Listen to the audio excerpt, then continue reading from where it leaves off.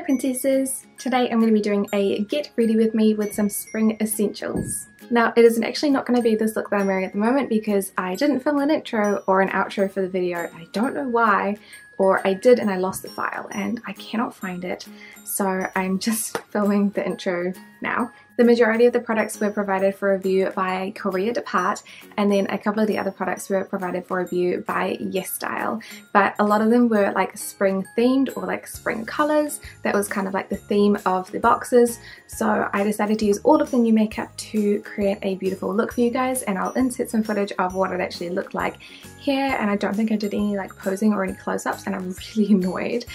But yeah, I hope you guys enjoy the video anyway. So if you would like to see how I created that look, then just keep watching. So the base product I was sent is the Moonshot Micro Fitting Cushion in the shade 101, which I actually already have and have already reviewed. So I'm going to be using my own one because there's not much point opening a second one. When I reviewed this cushion, I was kind of uncertain if I was going to keep it because the colour was a little bit off for me and it does transfer really badly. But it does have such a nice finish on the skin and really good longevity, so I ended up keeping it, and it was kind of a good thing because I got like a little cold sore just down the centre of my upper lip there, and I wasn't able to wear very much makeup around it, so I had one of those like little compeed patches on. So obviously I couldn't put makeup underneath the compeed patch, so this was actually a really good cushion to wear with that problem because you couldn't see the line between where the little patch was and where the actual foundation started. So I wore it straight for a full week, maybe a little bit more, and I do really like it. The colour is a little bit orange, it's not perfect, so that's the reason why I'm going to be giving away the other one. I probably wouldn't repurchase it.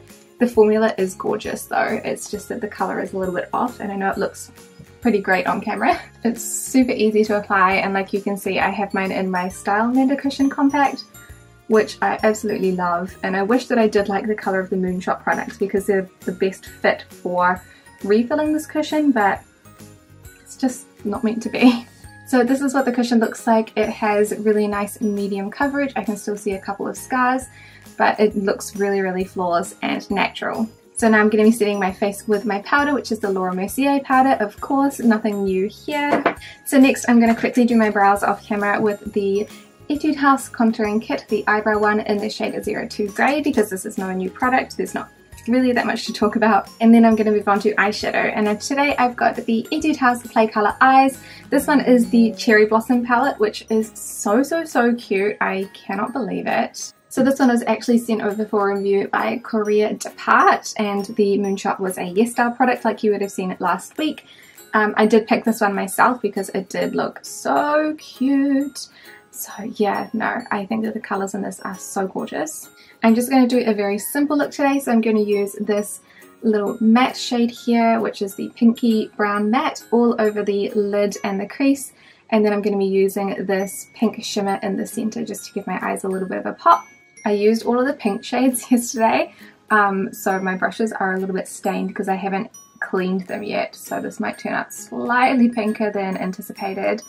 But I did try both of those like very pink shades at the end there yesterday, and they were really cute, but for me it's a bit intense. Because I'm a teacher as well, it's not hugely appropriate to have bright pink eyes, really. It's just a little bit, yeah. Nobody said anything, but you don't want the parents talking behind your back being like, she's wearing inappropriate eyeshadow, I don't think that people should be wearing makeup around my kids, blah blah blah.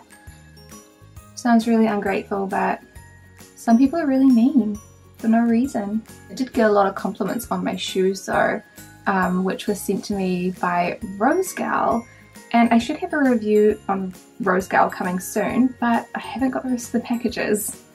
I did an order in January, it's mid-February as I'm filming this, and they didn't put the letter of my apartment number on the address, which was my fault because I must have not typed it in, but I've lived here for quite some time and I've never forgotten it before. So I wonder if I did type it in and their system has changed it somehow, or it's been like auto-corrected to just the numbers.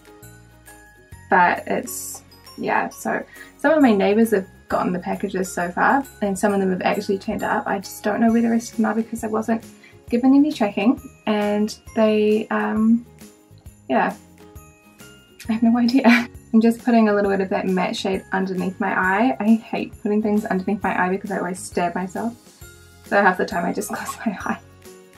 And I'm just going to use a flat brush to do the shimmer. I'm just going to plump that straight in the centre there. I would use the mirror in the palette, but I can't get the plastic off of it. I don't know why. It's so, like, they've done it so close to the edges that it's impossible to pick off the plastic. So I'm using my big stand mirror here. This is such a pretty pink shimmer. I love it. Of course, like, when would I not love a pink shimmer? But it's actually very pigmented and easy to apply. I do like the shimmers by Etude House. They're usually pretty good. It's the mattes that usually let me down. This palette is a slight exception to the rule. The mattes aren't bad. They're just not amazing, that's all. And then I'm going to put a little bit just on the inner corners. I need a smaller mirror for that. And try not to flick myself in the eye with the glitter. Oh, no, I did that. There's a bit of fallout from that glitter, but it's not too bad. So that is the eyeshadow look, and I'll zoom in after I'm done with everything and show you a little bit closer. But overall, I think that it's just a nice subtle look. It is still quite pink, but it's a cherry blossom palette. So now I'm just going to do my liner and my mascara off camera because, again, same products, Dolly Wink liquid liner and my Lancome Grandiose mascara. Nothing much has changed. So that is the completed eyes, and now we are on to the cheeks. So I requested the Too Cool for School art class by Rodin because this is like something that I hear people raving about all the time, and I really wanted to try it. It is a triple colour, so there is the light, medium and dark. You can mix them together or you can use them separately. I pretty much just been mixing all of them together. I tried to use the two lighter shades, but I feel like the lighter shade, I cannot see it at all. So I just mixed the whole thing together on like a big fluffy brush, and I've just been applying that to sides of my face, a little bit around the hairline as well, and around the jawline too. So that is what it looks like. It's actually really pretty. I think that the colours look really nice. They're slightly warm for what I want because I believe this is supposed to be a contour rather than a bronzer, but I feel like this is quite warm, so it looks more like a bronzer to me. But it is extremely easy to use, so something that I will probably keep with me. So that it's a bit darker than my current bronzer, which is the Hoola Light by Benefit, I believe, because I'm just mixing all three of the shades together.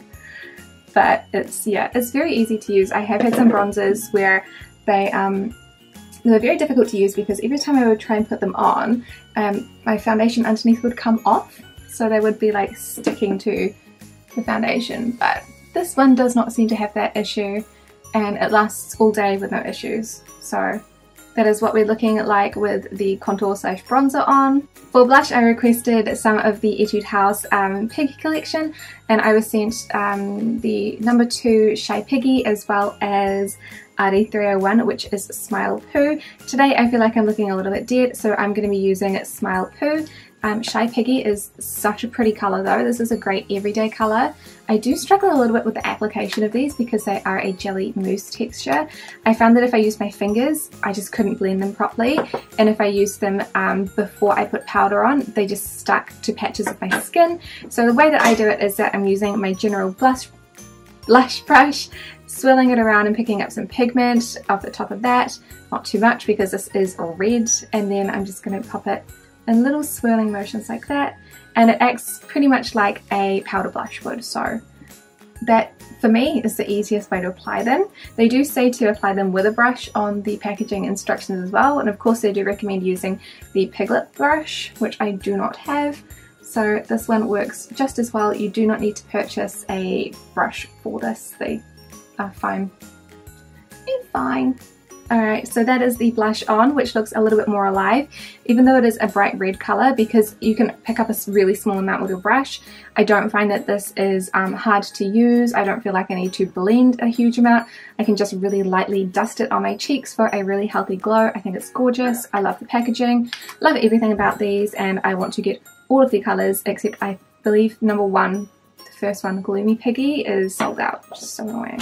So I have an abundance of lipstick. So I have a Dear Dahlia lipstick, I have the Etude House Shine Chic Lip Lacquer mini set, as well as the Tony Moly Liptone Get It Tint. Now both of these are going to be reviewed in separate reviews, so I will show you one or two of them as well, and then I'm going to show you the Dear Dahlia because that is the one that I don't think I will be reviewing.